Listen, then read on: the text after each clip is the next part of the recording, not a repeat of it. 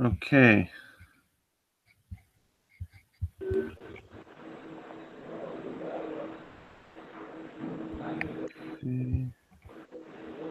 Good morning, everyone.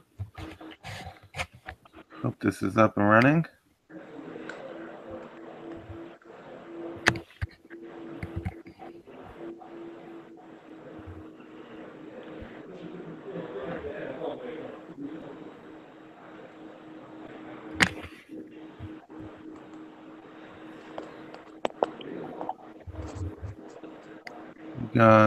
You're all coming through now. All right, we got Jay DeLosa in right now. We're going to get a couple more people in. Just bear with me.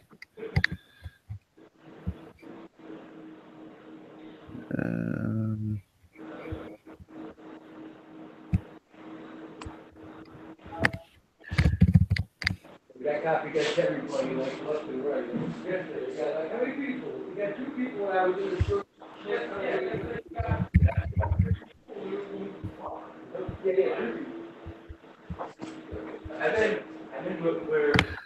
Okay, so we got the live chat on the YouTube on the page. If you're on mobile, it's at the bottom of the page. If you're watching on the computer, it's to the right side.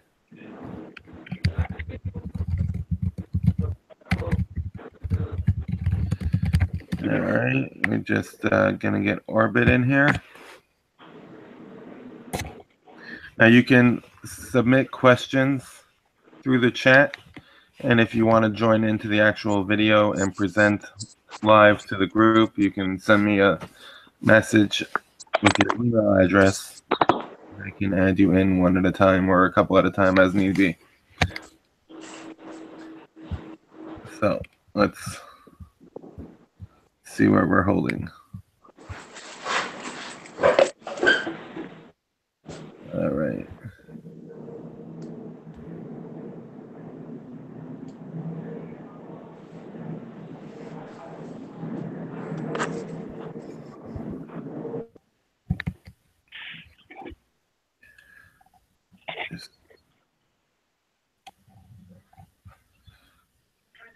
There we go. Now we got Orbit in as well.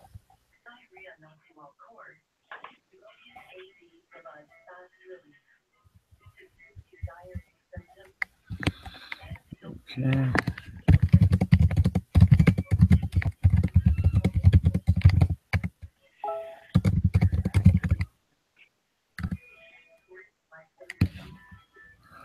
Okay, so the camera switches automatically unless I lock it to a specific person. Typically, you're going to see the logo or the video of the person who is talking. I'm just trying to get the chat open. Okay, so this is going to be an open-ended, informal, interactive chat for about an hour about anything routing related. So we're going to take questions from the crowd, and then we'll try to go through them. We'll try to keep it brief so we can get a couple of questions in, and hopefully I'll be able to give some answers.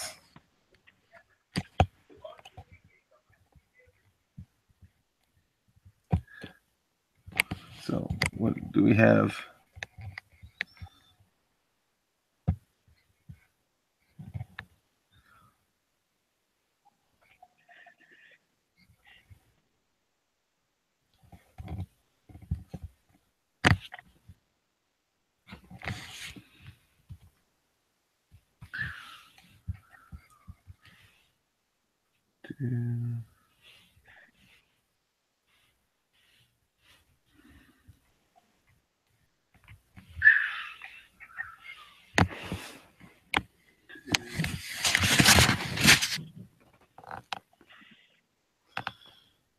Right. So anybody want to start? You can submit questions through the live chat on YouTube. It's going to be under the video all the way at the bottom on mobile, or you'll have to be in portrait mode to be able to type. or on the side of the video or under the video, depending on your settings if you're watching on the computer. So far, I don't see any questions. John, if you want to start, if you have any questions, if you have any topics you think we should start by talking about, you can jump in. I mean, we can, generally, there's always a question on routing through a private road segment and whether it'll allow you to route through that. And we can clarify that a little bit in this live chat. Routing through private roads. All right, so let's talk about routing through private roads for a minute. Routing through private roads, like all roads, are penalized. Like all traffic, all the routing control that we have falls into one of two broad categories. We have things that are allowed and not allowed, and then we have things that are penalized. Right? So, for example, going through a red arrow or down a one-way street is just something that the server knows is absolutely not allowed. So it doesn't come up, it's not given to the server as an option, and the server just ignores. If that's your only way to get from point A to point B, you will not get a route from point A to point B. The other option is penalties. And this is where most of Waze routing comes into play. Most of the preferences and the control that we exert on the routing server is done through penalties. And the way we can explain that very simply is if we want to get from point A to point B, and the server comes up with 5 different possible ways of making that happen, it's going to assign an ETA to each of those options. And let's say we're talking about 5 minutes, 7 minutes, 8 minutes, another 8 minutes, and 9 minutes for each of these pathways. But now the 5-minute pathway has a private route, a private road segment on there. And that might have a penalty of, let's just throw out a number that, no, I'm not going to give any actual numbers because those are all confidential. And this is public, and it's going to be available on YouTube for people to watch later, so we got to be careful with what we mention. So individual specific numbers are confidential, and we're not allowed to share them. That's something that the champs are aware of, and they also can change as needed by the routing developers when they see changes are necessary to keep things running. So we don't share those numbers, A, because they're confidential, and B, because they're likely to change and not necessarily stable. But let's say 3-hour penalty for a private road segment, just for argument's sake. And there's a private road segment on that first route. So now the server is going to assign that ETA as 5 minutes plus 3 hours, which is faster than the 7 minutes it would take for the second route. The second route might have some big detour prevention on it with a half-hour penalty. So now that becomes 37 minutes, which is considered faster than the third route, which was 8 minutes. So now when it has to pick a route to give to the client, it's going to send that 8-minute route as the first choice. Even though there's a 5-minute route and a 7-minute route, which are faster, those have penalties on them, which made them seem like they were longer. And that is how Waze routing works to control and manipulate what is presented to you as a client. Now, there's penalties for private road segments, but the penalty is not applied when you go onto the segment. The penalty is applied when you go off of the segment after you were already, after you went onto it. So if your destination is on that private road segment, there's no penalty involved because you never got off the segment, you just went onto it. If you're on the segment when you start your route, just for argument's sake, there's no penalty applied because there's no way to get off of it without going off of, to get to your destination without getting off the private road. So the point is mute.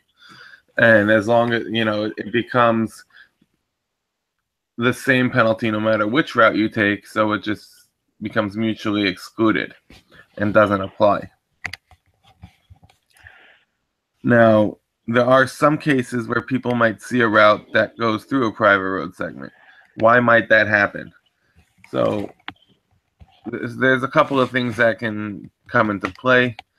One is that if for whatever reason that becomes the best viable option to the server.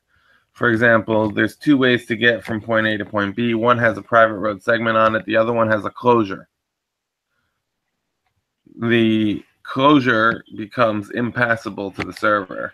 The private road segment is just the penalty. It's going to take the private road segment.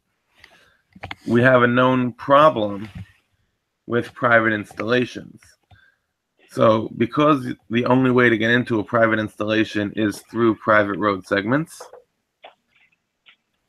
every possible path is going to have private road segments on them. And therefore, you start to get these equal penalties on different options. And then if you have another private road segment further back on the way to the private installation, it can sometimes be dealt with similarly to another gate to the private installation, meaning the server will try to recognize these gates to private installations and then choose the best one.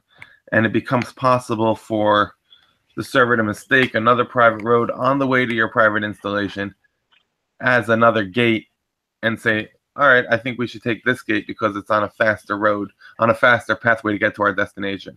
So if your destination is inside a private installation marked in Waze as such, it's possible, depending on traffic conditions and congestion and what alternate paths you have available to you, that you will be routed over private segments under certain conditions because the routing server might mistake it for another gate to the installation.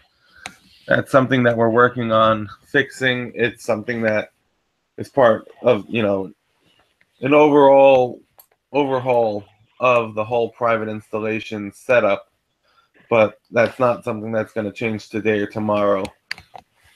It's something that, as a group, we're thinking about. We're aware of the situation. We've taken steps to mitigate it so it doesn't happen nearly as often as it used to. We are aware that it still does happen in some cases. We're trying to make the servers more aware of it so that they can make better choices. And then the long-term goal is to rethink the entire way we do private installations so that they're more apparent to the server. But that's not something that we're doing now. Not yet. It's not ready. It's something that we're thinking about, we're aware of, and we are working to make it better in the long term. Let's see if we have, going back to the comments. See if there was any comments about this.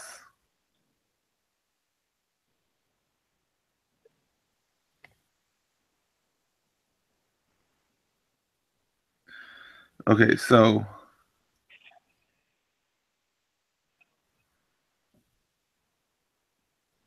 any questions about this private road routing before we move on to the next topic? I see the next topic here being about residential place points.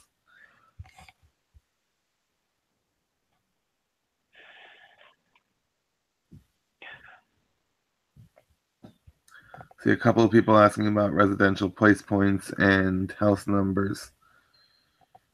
We can go into that briefly next.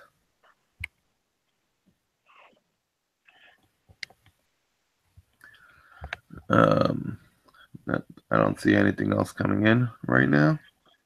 Remember, you can comment on the stream live via YouTube on the mobile app or on your phone or on your computer.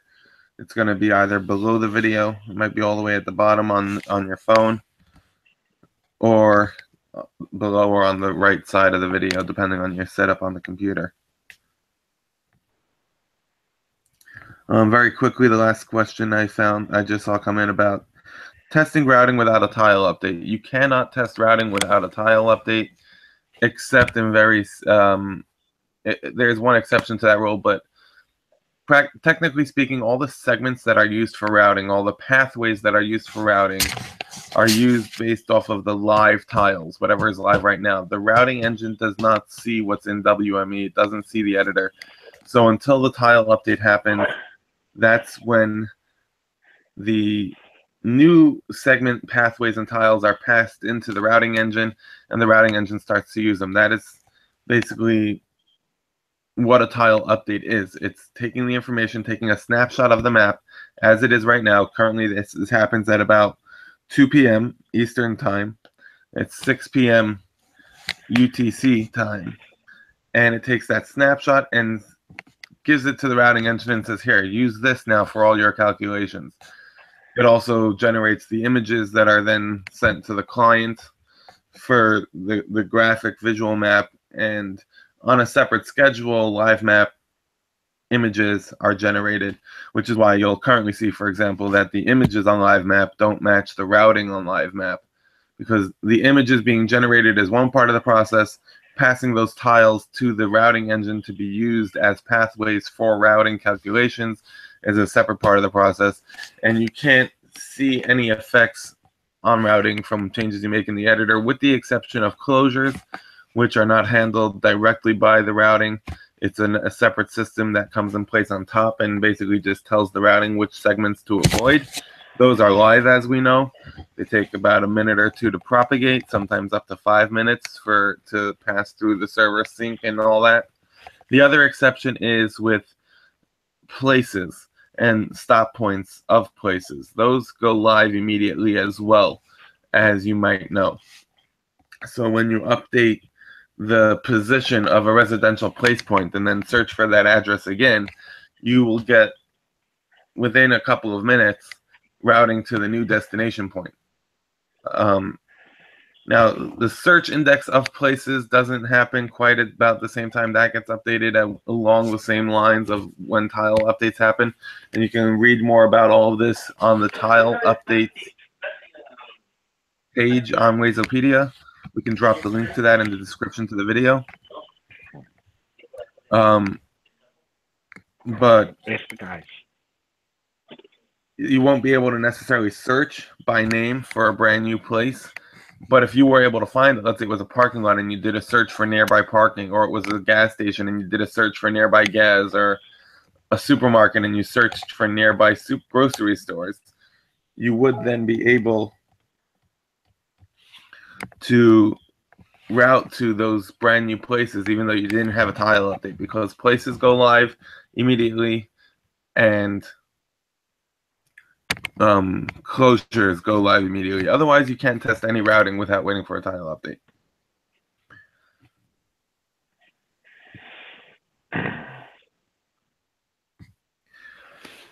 Now, currently, someone did mention to me privately a question of gates, and we're talking about the private installations and gates and compounding penalties. So penalties do compound on Waze. So if you have a private road and then you have further down the road, you have a toll and you have avoid tolls on, and you might have some detour prevention further down the pathway.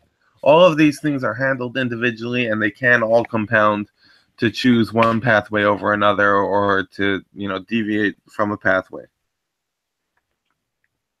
When I say penalties do compound, if you have a string of 3 private road segments back to back connected consecutively, that doesn't mean you have 3 penalties, because the penalty only happens when you go from a private road segment to a not private road segment. So if you went from private back to street, that's where your penalty happens. Going from one private segment to another private segment is not penalized.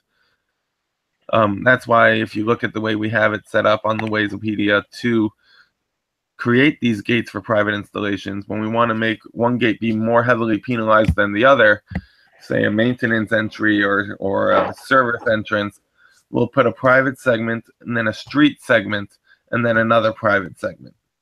This way we get the penalty from private to street to private back to street, and that gives us the double penalty to make that gate be less preferred than the main entrance or the main entrances that we would like to be used.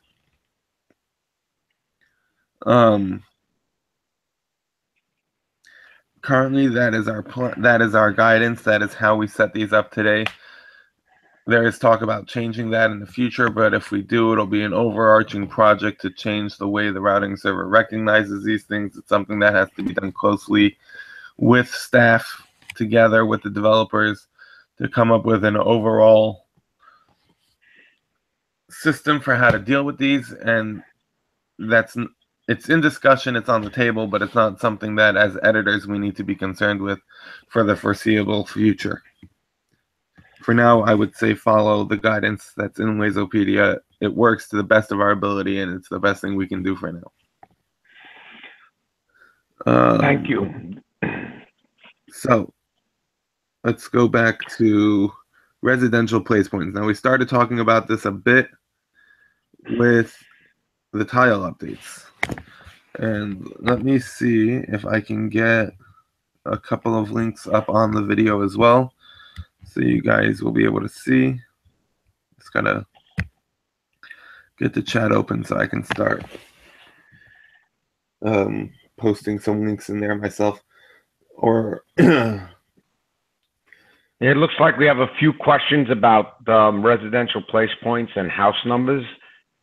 Right, so we're gonna get into residential place points right now. So as we know, when you search for an address on Waze, it looks at several different sources to try to find where that address is. The first place it's going to look is at residential place points. The next place it's going to look is at confirmed house numbers that have been edited or moved or nudged or however you want to refer to them. They've been touched by an editor and they're not just an import. And the way that you can tell if a house number has been touched by an editor is whether an editor's name appears in the top left corner of WME in the house number interface when you go and try to click on that specific house number.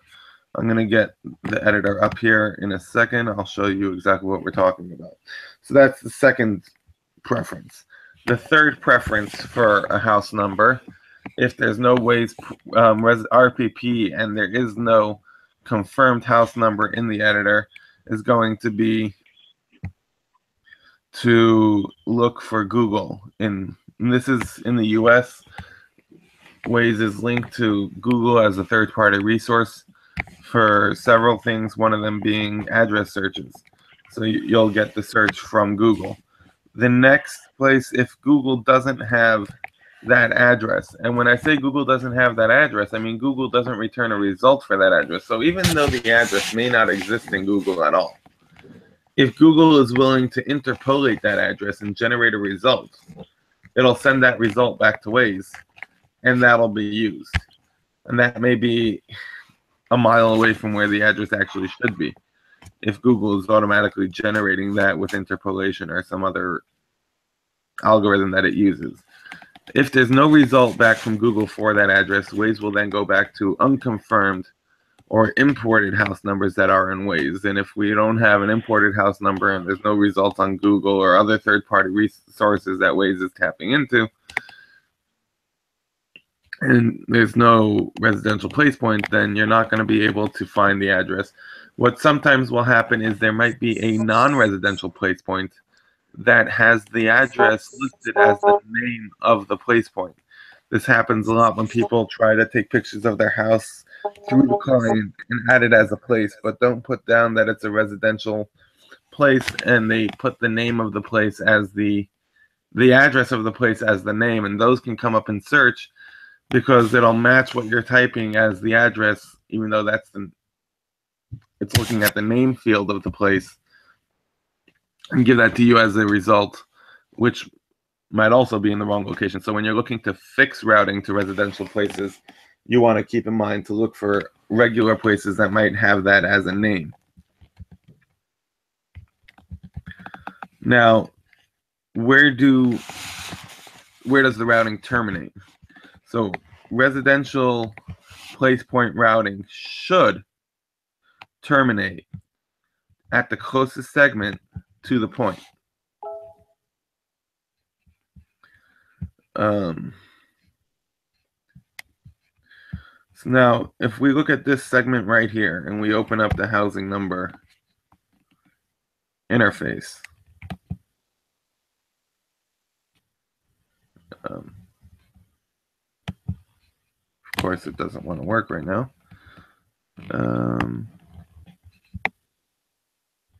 Let's go here.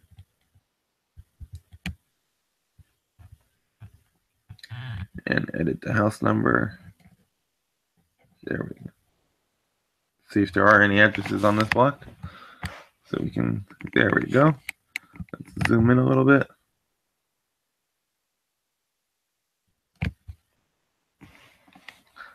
So we can edit them.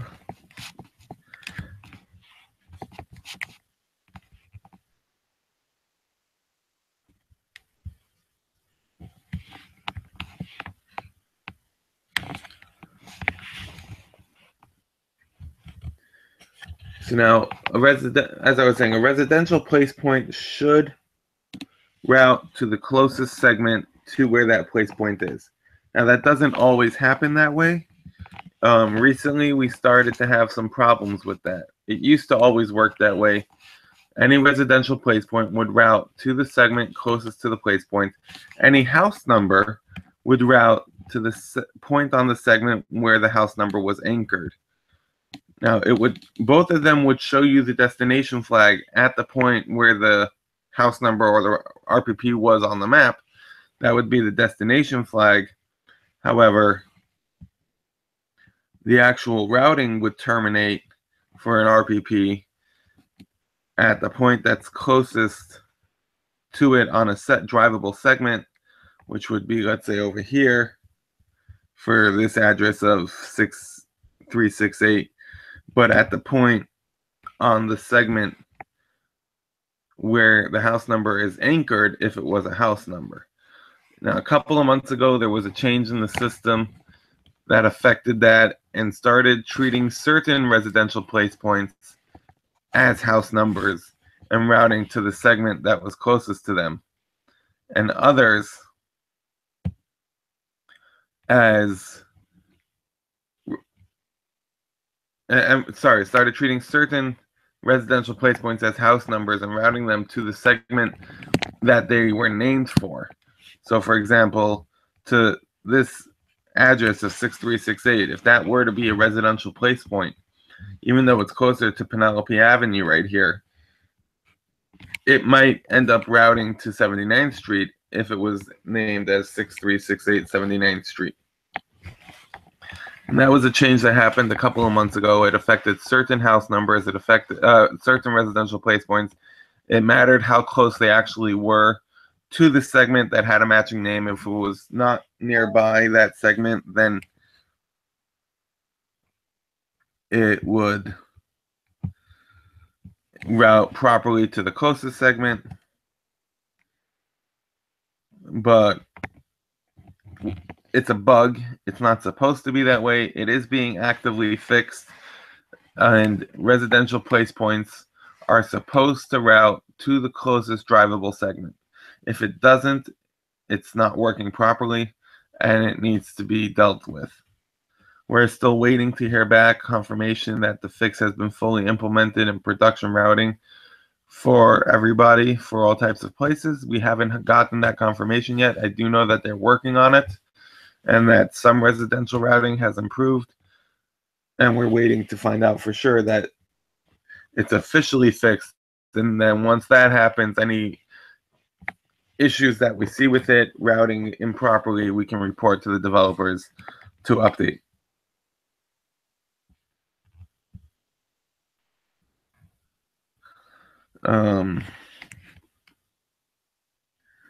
Do we have, I see we lost John. Let me get John back in here.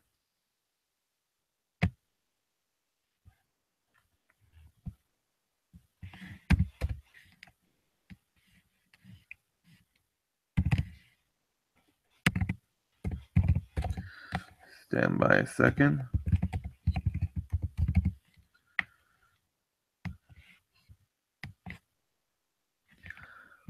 Okay. John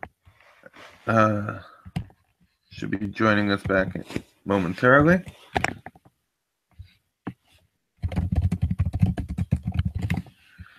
And let's see why this is not loading.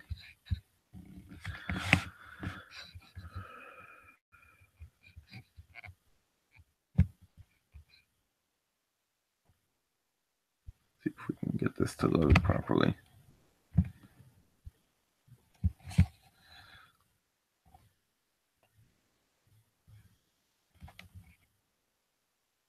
There we go. All right, so this house number here, 6368, is anchored to 79th Street here.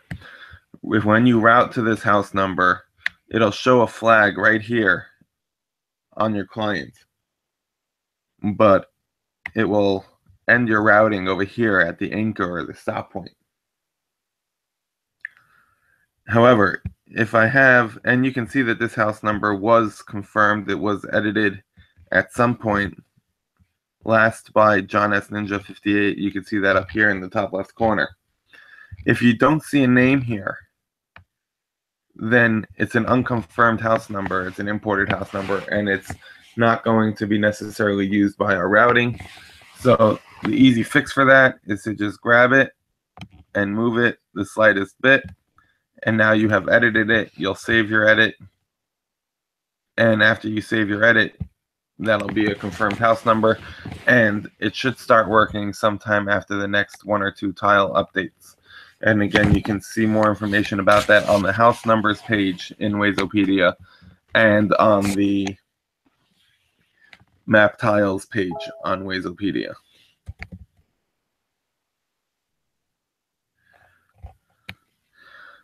Now let's see if we can get just to visualize if there are any residential places nearby.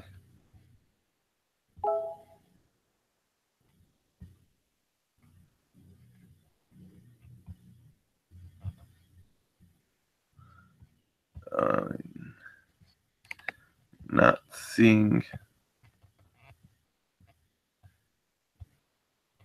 any right here. Let's zoom out a little bit.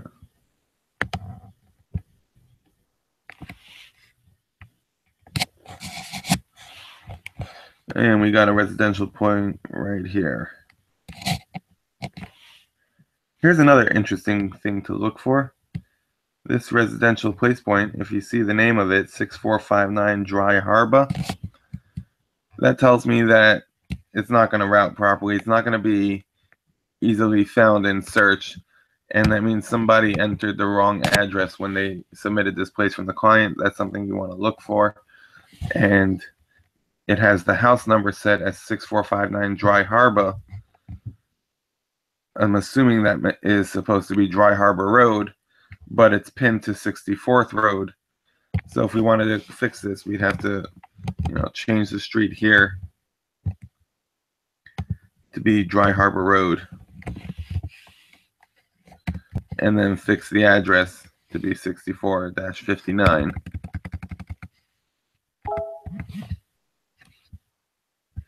And now you can see, even though this was supposed to be on 64th Road, the closest segment is on Dry Harbor Road, and that's where it would route to. However, with the bug, it may have routed to 64th Road since it's not that far away.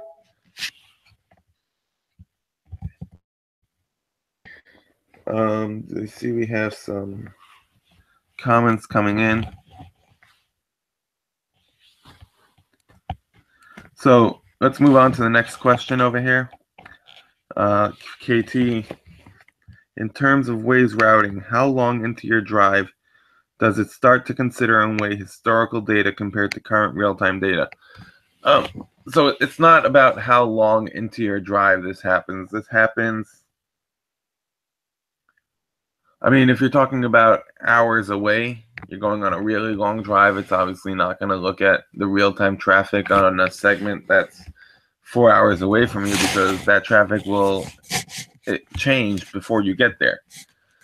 So there is a threshold at which point the historical data takes much more preference and precedence over current real-time traffic, and vice versa. And if you're approaching a road in 5 minutes, that's normally clear, but today it's congested. We're going to use the real-time data more than we're going to use the historical data. It's all mixed together and meshed using a very complicated algorithm to determine the predicted speeds for your route. Where exactly that happens along your route is not something that we can share. It's not something that we even know precisely. And it's not something that necessarily is stable and stays the same. But suffice it to say that that would be a long drive. It wouldn't be your short trip to the grocery store or your 30-minute commute to work, most likely. Giving an example that traffic will tend to build up along the freeway in 35 minutes, but currently there is no traffic. With Waze, way more the current road conditions or the historical heavy buildup. So this is a comment that I hear not uncommonly from people. I commute to work every day. It's an hour and a half for me to get to work. When I leave my house, the highway is clear. The freeway is clear. But when I get to the freeway is going to be jammed. Let's say I leave my house at 8 o'clock, and by 8:30, the freeway jams up. It takes me half an hour to get there. So by the time I get there, it's jammed. But when I leave my house, it's clear. And then my ETA goes up as traffic starts building on the freeway because it starts to see that jam building up. And then my ETA is always wrong. Every day I get to work 20 minutes after my ETA initially said I would get to work, or something along those lines. It's the same place, it's the same time. Every day at 8:30, the freeway gets congested. If this is something that you are experiencing, we can submit this to Waze. It's very hard to nail down. It's very hard to diagnose without specific examples. If you would set your client to debug mode, and the way you do that is you do a search as if you're searching for an address. You type in 2 #2, and that'll toggle debug mode on or off. And then with that, you can leave it in debug mode. I have my client in debug mode perpetually. And then when you start a route and you get an ETA, and later on throughout that route, you get into this traffic and you see your ETA going up, and this is a chronic location where this happens frequently. At the end of your drive or during your drive, when you see your ETA going up, go to the report menu. There'll be a new button there to send logs. You send your debug logs in, and then let me know. I'm going to need your username, the time you started the trip, the time you ended the trip, and give or take when the traffic buildup happens. And I can send I can send that information to the developers who are handling the routing, and they can look up your logs in the system and try to figure out where their algorithm is going wrong and not recognizing that traffic buildup, because the system is designed that it should recognize that buildup. If every day the freeway gets congested at 8:30 and you leave your house at 8 and you're going to get to the freeway at 8:30, we know that based on your ETAs that you should arrive at the freeway at 8:30, and that the freeway historically is congested at 8:30. That is something that is supposed to be taken into consideration, and if it's not working properly, we need to investigate it on a case-by-case basis to hopefully figure out where the bug is in the system. So our next question is, why will Waze sometimes give a right turn plus a U-turn instead of a left turn? So this is basically something we call a small detour.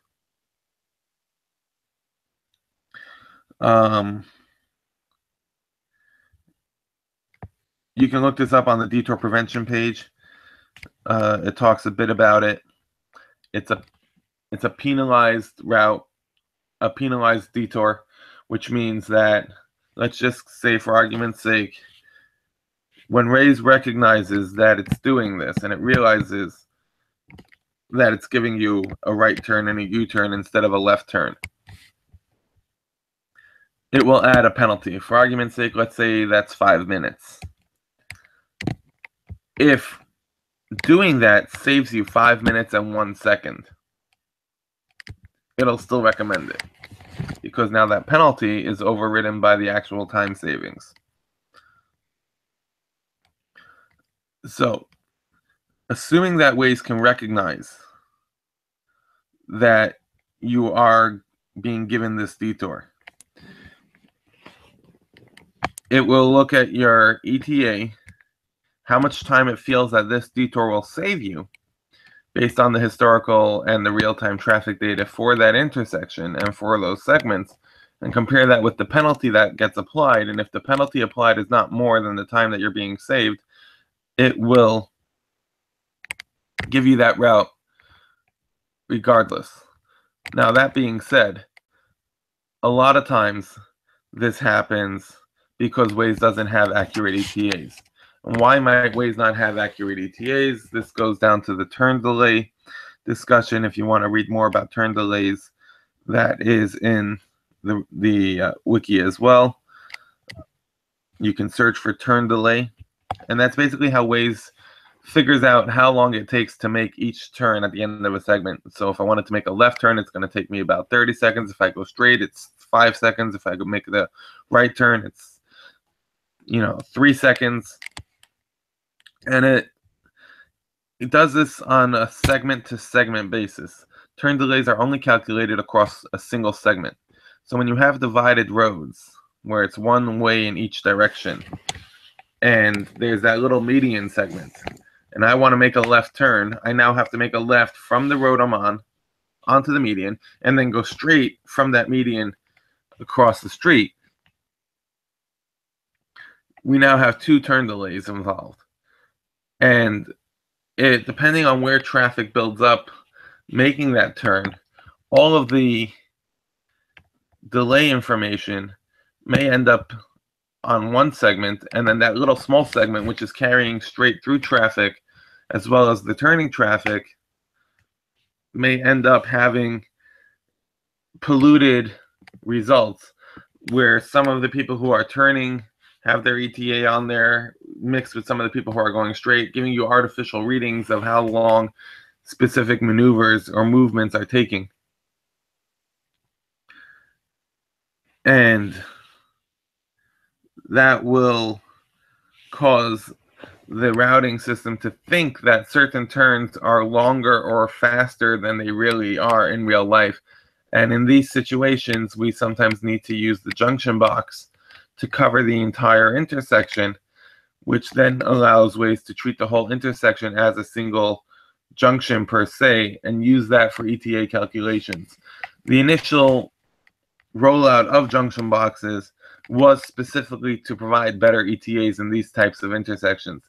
The second phase of junction boxes was to give us individual routing control to block certain pathways through the junction box. But the first and foremost function of the junction box was specifically to address ETAs on these H or hash intersections on divided roads with little median segments, which negatively affect our ETA calculations. And another reason, not the intersection design, but anytime you have a small segment just before an intersection or just before a turn, and the traffic buildup is longer than that small segment typically. So if you have traffic that normally backs up 500 feet from an intersection, but you have a junction node 300 feet or 200 feet from the intersection because you have a parking lot entrance or a gas station or a speed limit change or whatever the case may be, those can sometimes affect the routing calculations for those left turns and going straight and whatnot, and give false readings to the individual turns, making these detours seem more preferable.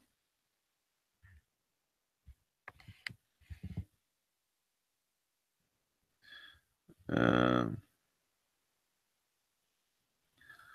I'm just scanning through the comments quickly to see if anybody is writing anything specifically related to what we're talking about as we're talking about it. If not, we're going to move on to the next question.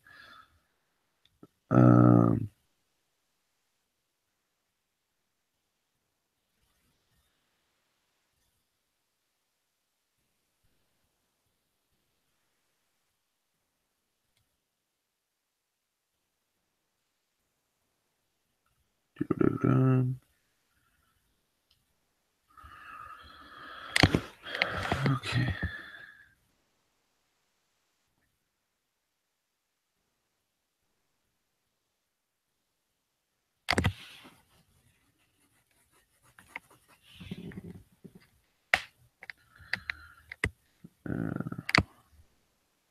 Okay, so I don't see.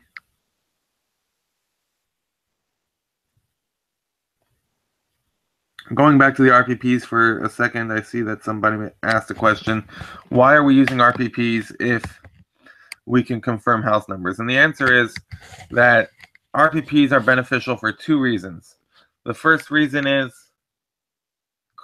clients like putting pictures of their houses on Waze, and we'd rather those pictures be assigned to residential places and not as public places, so that they don't pollute our search results and so that they don't clutter our map. They can be filtered off the map and hidden if we're not dealing with them. So it gives that outlet for clients who want to add 1 million pictures of their houses to do so, and to not affect routing for everybody else, and to not make the map unusable. The routing reason for using residential place points is that a residential place point can be routed to a different block than where the house number would route to. So if we look right here, let me, you guys are still seeing my map here, so let me pull this up and see if I can get it to work. It's going a little bit slow, I apologize. But if we look at the address here of 6372 on 76th Street,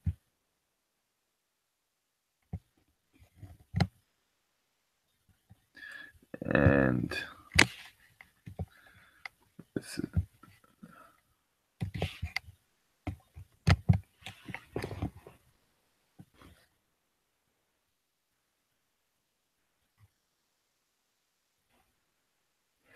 and I'm also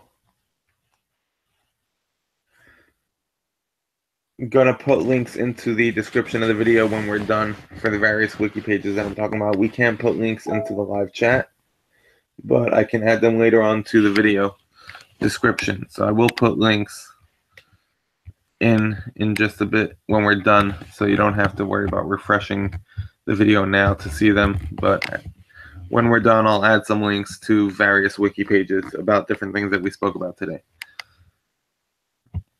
So if I look at this address of 6372, and I'm using a script called closest segment to see that this place is closest to Penelope Ave. So the routing for this residential place should take me to Penelope Ave, which is very useful for houses that have entrances on the other, on the side of the house, or buildings that are accessed from a different block than where their actual address is. The residential place point can take routing here to this side street. Whereas if it were to be a house number, it would be anchored to 76th Street. So 6372 is right here. And if I route to this as a house number, it would have been anchored right here and take me to the address on 76th Street. Now, the actual proper routing for this place is on 76th Street. However, this residential place point is going to be preferred, A, because it's a residential place point, and B, because if we look at this house number and we look up in the top left corner, there is no last edited by. This house number has not been edited and has not been confirmed. So what I'm first going to do is try to confirm this house number by moving it just a drop. That's all it takes. I can hit my little check mark to save it.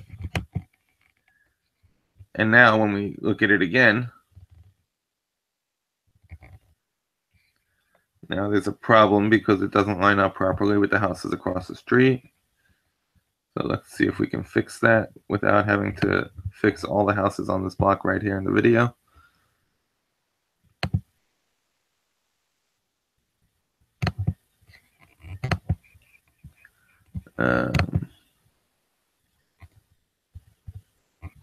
Let's see where 6371 is. Now, sometimes you're going to have to go ahead and adjust a bunch of different house numbers so that they end up all being in sequence. Sometimes you can just play with it a little bit and get it to work. If not, I'm just going to force it so you could see what we're talking about.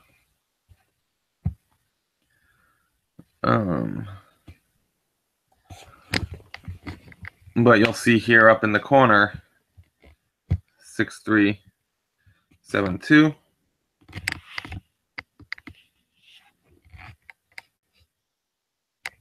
Now says last edited by me, and that's how we know that it's a confirmed house number. However, I'm going to get rid of it because we have the RPP. We don't need it, so I'm actually just going to delete it right now. So it doesn't affect all the other house numbers here for another editor. Now, it's one thing to remember with forcing house numbers is that they are locked to rank 3 and above. So if you force the house number, and that now means that editing other house numbers in that area are going to require them to be forced. Ideally, you want to go ahead and fix all the house numbers on that block when you're working on it in one shot, so it's done and it's taken care of. I don't want to do that now due to time constraints to the video. I don't want to leave it forced because that would then hinder somebody else coming along and trying to fix things in this area. So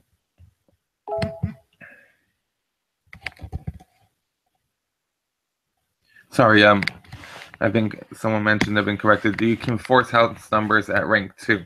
That is a change that we made, and I forgot.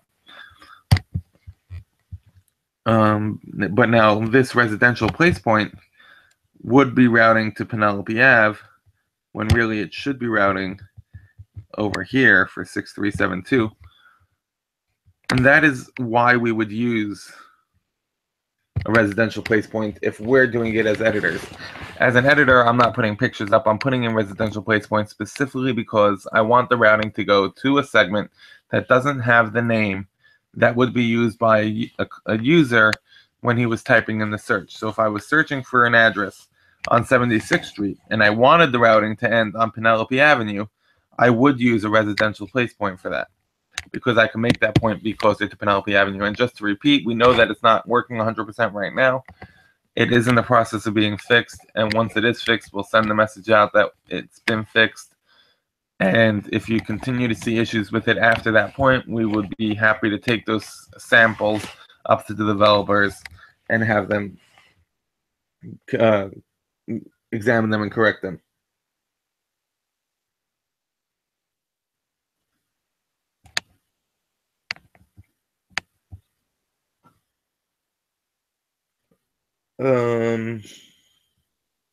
James, you're talking about the... I see James is talking about his problem with the detour. If you want to come online and present that, feel free. I need you to send me your Gmail address so I can add you to the Hangout and you can show us exactly what you're talking about. In the meantime, we'll move on to a new question.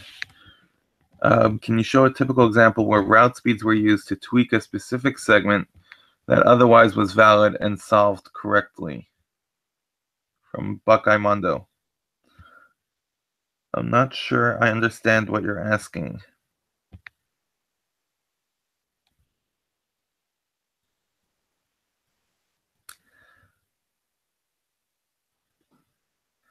Route speeds doesn't actually, we can't tweak anything with route speeds. We can use route speeds to help us understand what the routing server is seeing in terms of ETAs and speeds across certain segments, so that if we see that what we would think would be the best way to go is not being given by the server, we can try to diagnose that by looking at what the server thinks the speed is to take that. And if we know that those speeds are wrong, definitively, we can start to try to look at why the server is getting the wrong information. Is it a GPS error issue? Is it a turn delay issue? Is it something that needs to have a junction box? Is it something that where the segments are not aligned properly, or some other aspect, and try to work around figuring out why the wrong speeds are being assigned to those segments and how to get that to work better.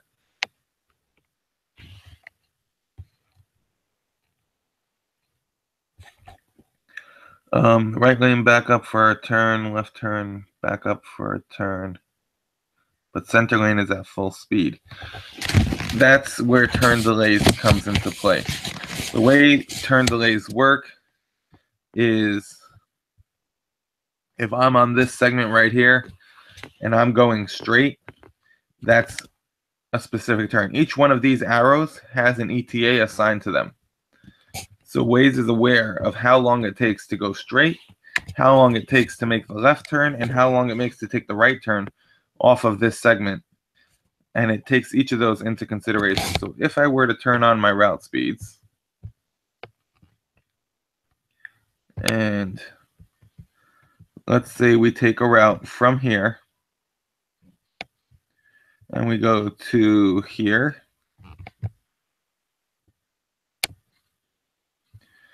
and we'll see that this segment here is now giving me a 15-second estimated travel time to cross this segment.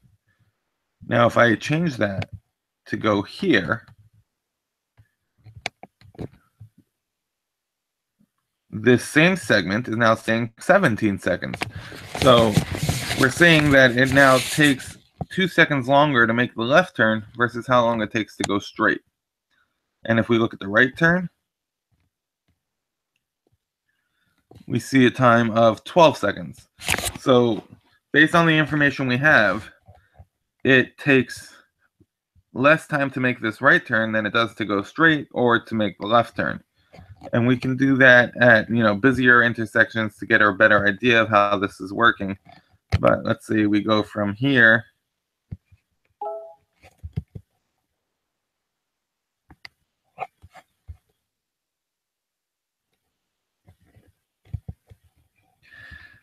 to the other side of this minor highway over here, and we'll look at this little segment here, and we see 32 seconds. Now, if we were to make that as a right turn,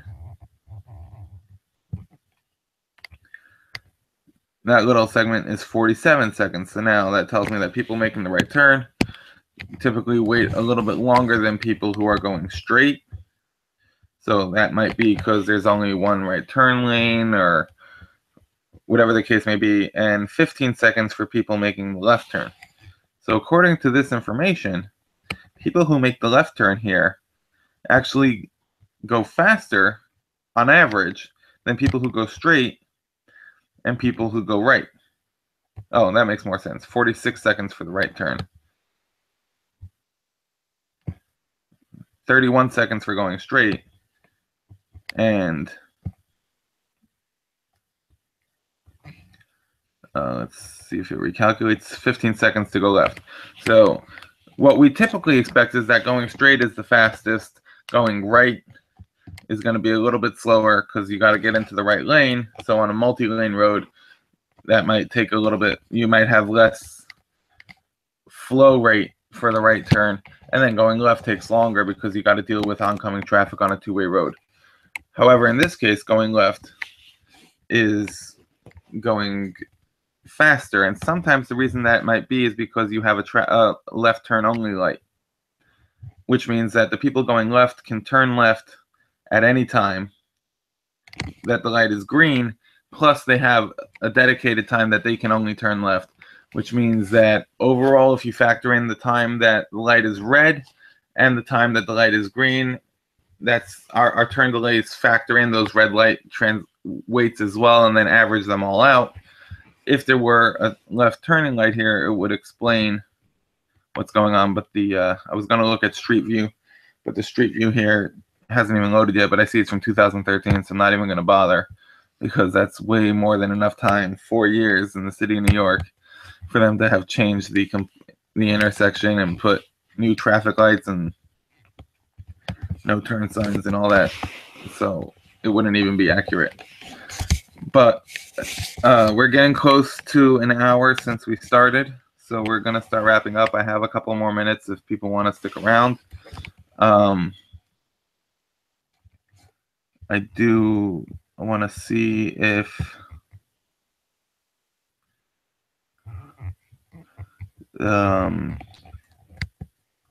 anyone sent me their email address to present what he was talking about with the small detour prevention. I don't see that anyone sent me anything, so we'll move on. Unfortunately, it takes a lot of time to go through these, and we can't get to everybody's questions. We do want to do this again in the future,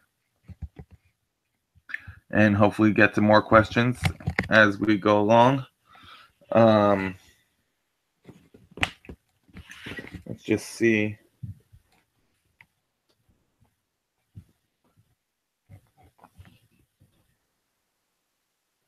I see Brian commented exactly what I was talking about as well with the left turn lane. There probably is a left turn lane, and there probably is a left turn only signal.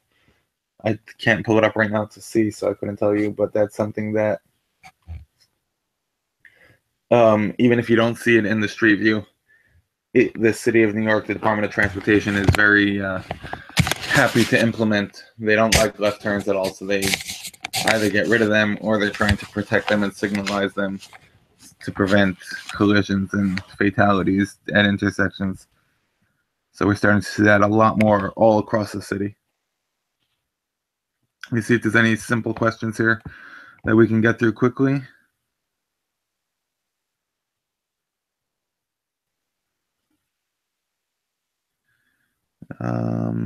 And then we're going to call it quits for today, and we will schedule another one of these at some point in the future, and I hang out near you.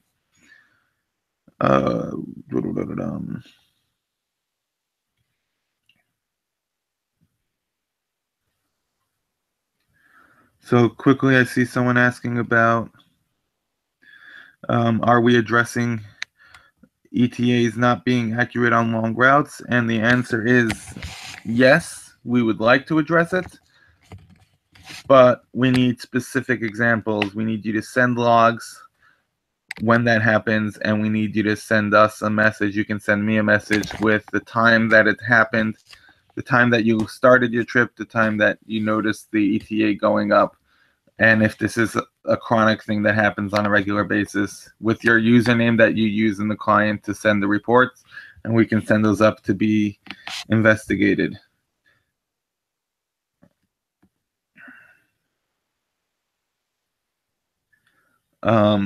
Someone is asking about using historical data from last year for a bridge, Chesapeake Bay Bridge, that experiences dramatic change for summer vacations. So you're asking if the routing can be aware of the time of year or the season, and I don't think it can be, but it will update itself rather quickly if it is a heavy traffic area. So if it's a bridge that sees a lot of traffic over the summer, it may, in the beginning of the season, still be using some winter historical data, but as the summer starts to wear on, it'll become aware of that increased traffic and adjust relatively quickly, especially if there's significant congestion. And people are using Waze and Google and Android, it'll gather that data and it'll update its historical information and start using that.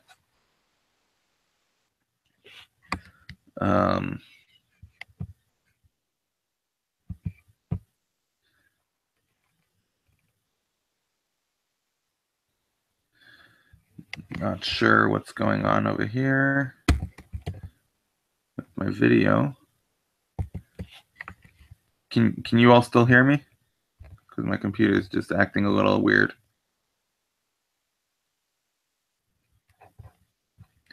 I think we are still live.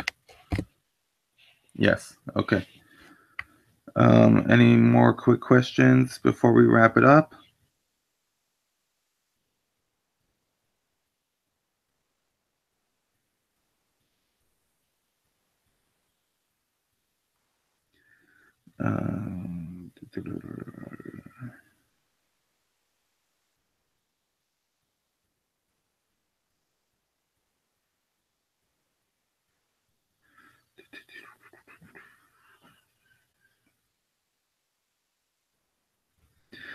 Is live map routing based on the same tiles as the app tiles? Yes.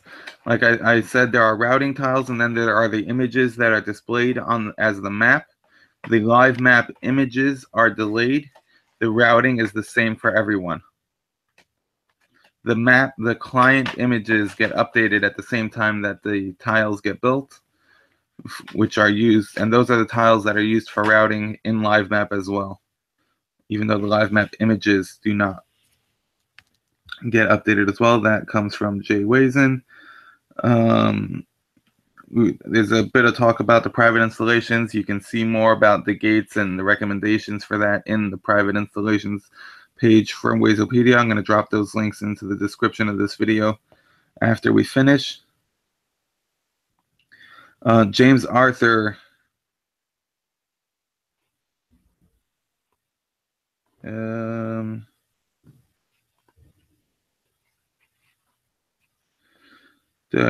That's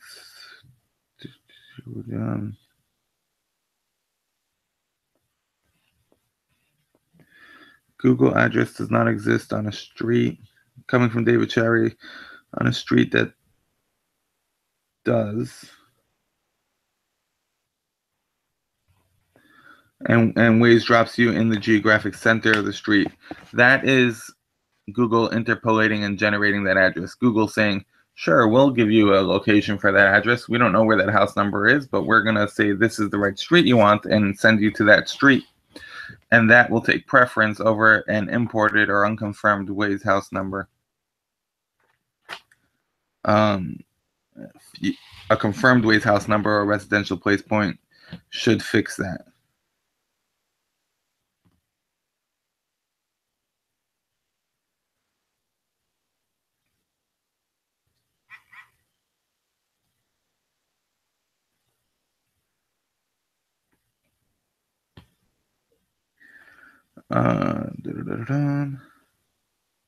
Brian, I see, mentioned a fix for searching for locations outside city limits, but the address is still that city. So sometimes the search algorithm, when you're searching for house numbers, is not going to recognize a segment if it's too far away from where it should be, if it doesn't have a matching name or city name. And you may need to use alternate names and alternate city names for segments in order to get the house number search working properly.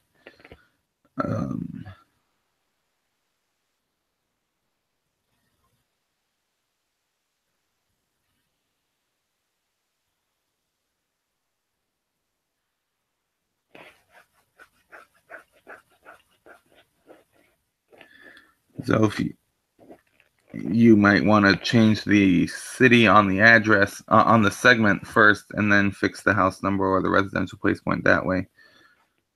This is all about. There's a lot of talk about residential place points. I did see mention about the issue with a specific residential place point that was routing differently on certain phones, Android versus iOS and whatnot. I don't think it's specifically related to Android and iOS. I think it might be a server configuration thing where certain people may have been connecting. We don't all connect to the same routing server every time we connect for a route. There are multiple servers to handle the load, and sometimes you can get a bug in one server that's not in all the servers. It is something that I have not seen before, and we do need to look into further. But I would wait until the residential place points are fully deployed and fixed before getting into that, because it's possible that they were testing a fix on one server and some people were hitting that server while other people were hitting a different server, and that's why routing was working differently for different people at that time. I wouldn't investigate it too much right now, because we know that they're working on the residential place point routing, trying to fix the bugs that they have with it.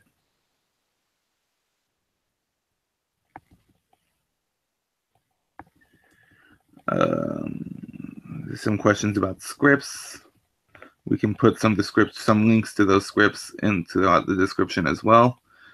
If anybody has any links that they feel should be added to the description of the video, please feel free to send those to me via PM in the forum or on Google Hangouts, and I'll add them in. What causes the app to sometimes app if you are in traffic when stopped at a traffic light but not at other times? There is some filtering done in the app that to check if you're near an intersection, not to ask you if you're stuck in traffic, because it recognizes that. So if you have a traffic light that's in the middle of a very long segment and there's no junction there in Waze, it may not recognize that you're at a traffic light, and therefore it'll ask you if you're stuck in traffic. This question is coming from Ant1308. Sometimes when there is a junction there, it'll still ask you. It's a function of that filtering that's being done in the client, when and when not to pop up that question. I don't think it's something that it also has to do with, the average flow. So even if you stopped at a traffic light, but traffic is very, very heavy and people are waiting much longer on average than they usually do, it may still pop up. It's not something that I think we need to work on. It's not a big nuisance or a big problem. It's just a function of how that filtering is implemented.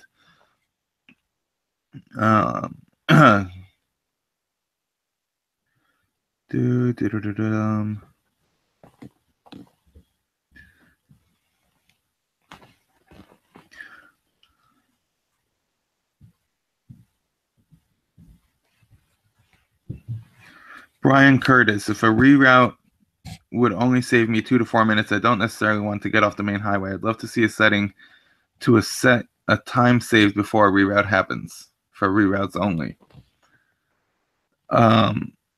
This is something that we actually have discussed many times with the developers. Profiles for driving style. Are you someone who likes to stay on the main highway, and if it's going to save you 15 minutes, you'll get off, but if it's going to save you 5 minutes, you're not going to get off?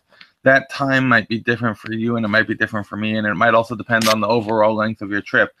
5-minute savings on a 5-hour trip might not mean a lot to you, but a 5-minute savings on a 10-minute trip might mean a lot more to you.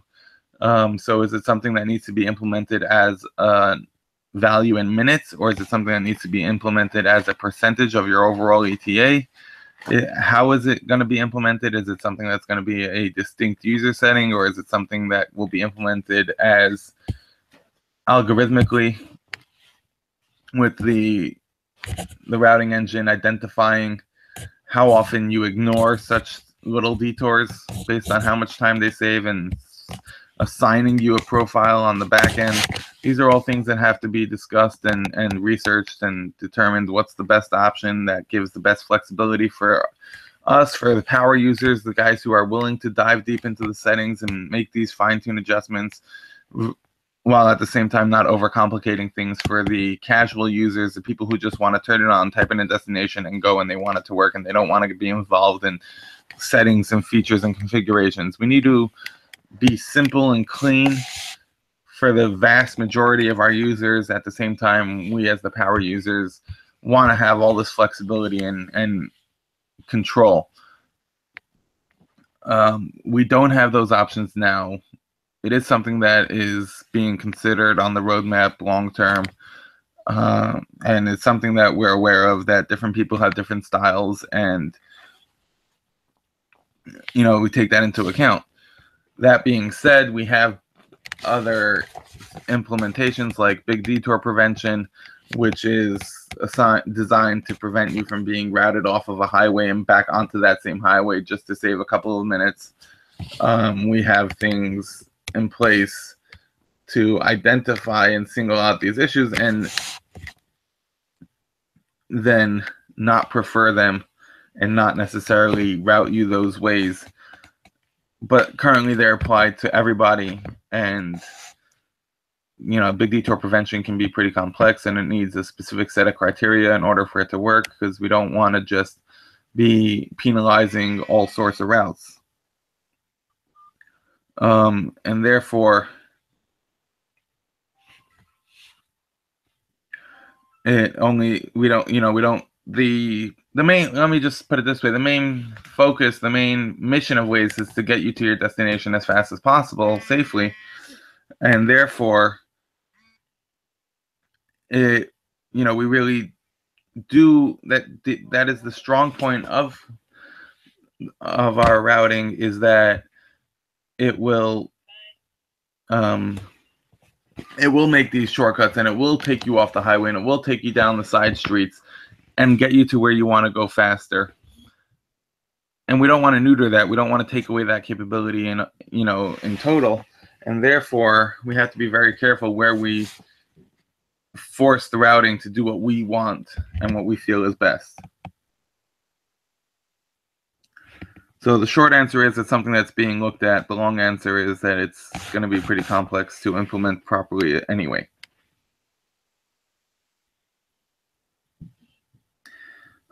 There is some preference, there is some reliability involved, there is some preference involved.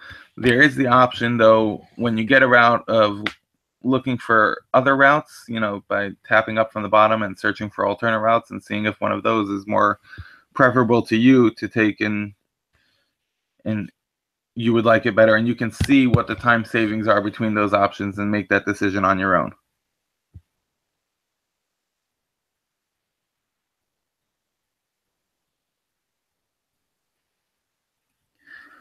Vicky asked, when do I avoid placing a PLR near an intersection to avoid affecting turn calculation? That has to do, it's something that I do based on how often traffic actually backs up at that intersection beyond the point of where the PLR is going to be connected and how important that PLR is for overall routing. So if it's, for example, a gas station, I'm going to put it in. If it means that I also have to put in a junction box, I might also put in a junction box. That's rare that I have to do that. If it's, if it's for parking, for an actual parking area, I'm going to put it in, because that also affects our ETA calculations. People driving into the parking lot when there's no PLR there and then stopping and leaving Waze running in their car are artificially slowing down traffic on the main road. So I'm going to add that parking lot anytime that there's actual parking going on in some parking area. It's really, you got to look at all the factors and decide on it. What's the best option to accurately reflect ETAs and to provide the best routing and navigation to the end user. Ultimately, we want to give the proper directions to our users, and if that's where a road connects, that's where the road connects, and we have to put it in. And if we then have to take other actions to mitigate effects, we'll have to do that.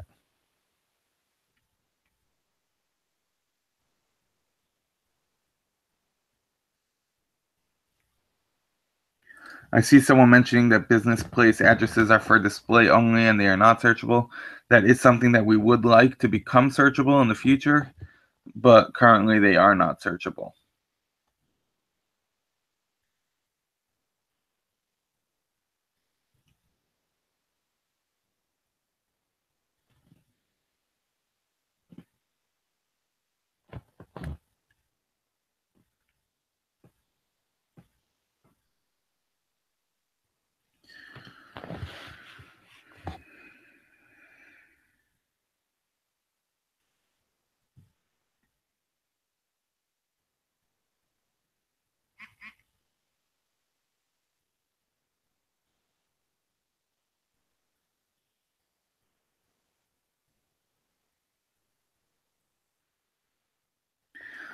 So Michael Cartographer asked, how does the penalty for off-road compare to the penalty for private road, and are they similar?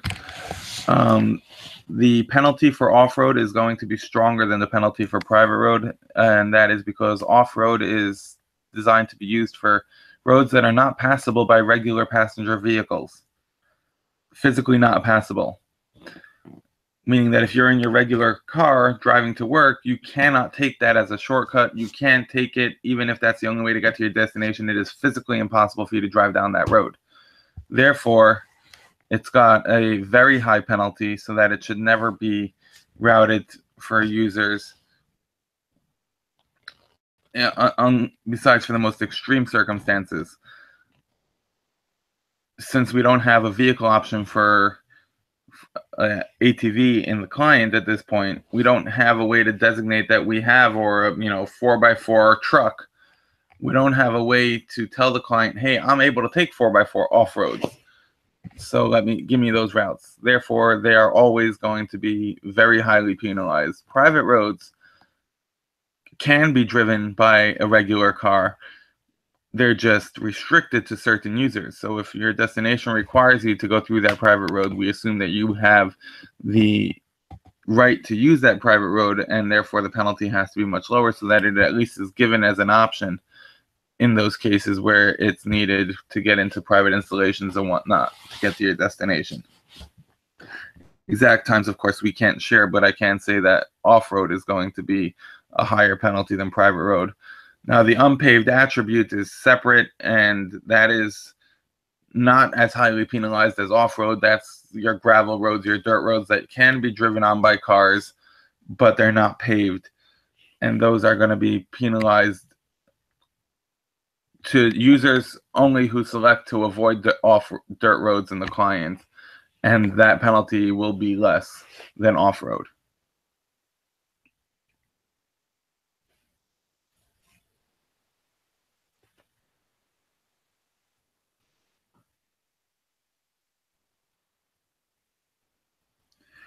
Somebody asks if there's a breakpoint between shortest and fastest. If you have shortest set, it is going by geometric distance along the segments, and it does not take ETAs into effect at all. If you have it set to shortest, it is going to take you down the road with the shortest distance traveled, period, end of story.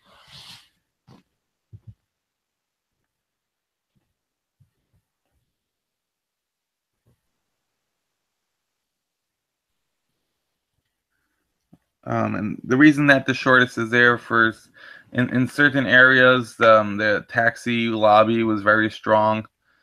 They have legal obligations to take the shortest path sometimes, and they're not allowed to take shortcuts that are faster. So that's why it stuck around. There was a lot of pressure to keep it that way, and it is not affected at all by ETAs.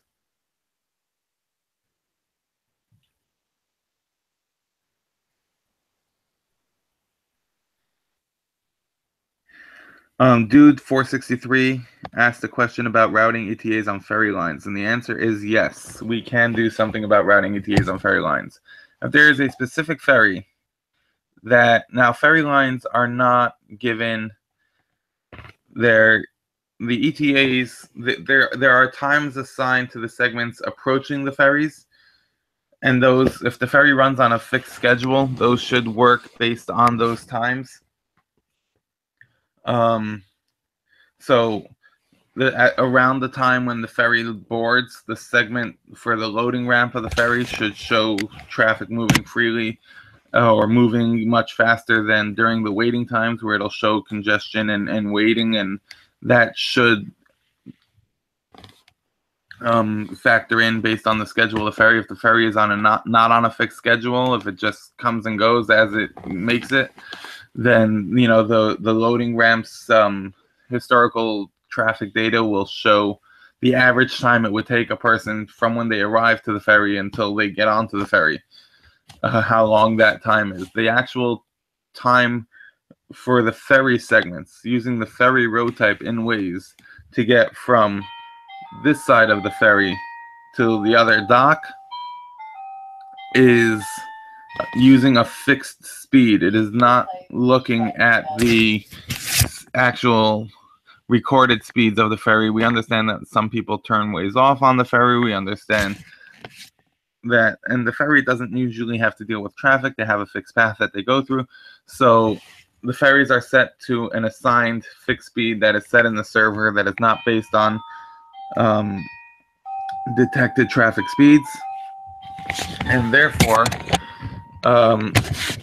we can change that speed. If there's a specific ferry that we know of that goes at a certain speed, we can assign it that speed. We can assign it that speed, and it'll always use that speed as its speed for calculating the traffic.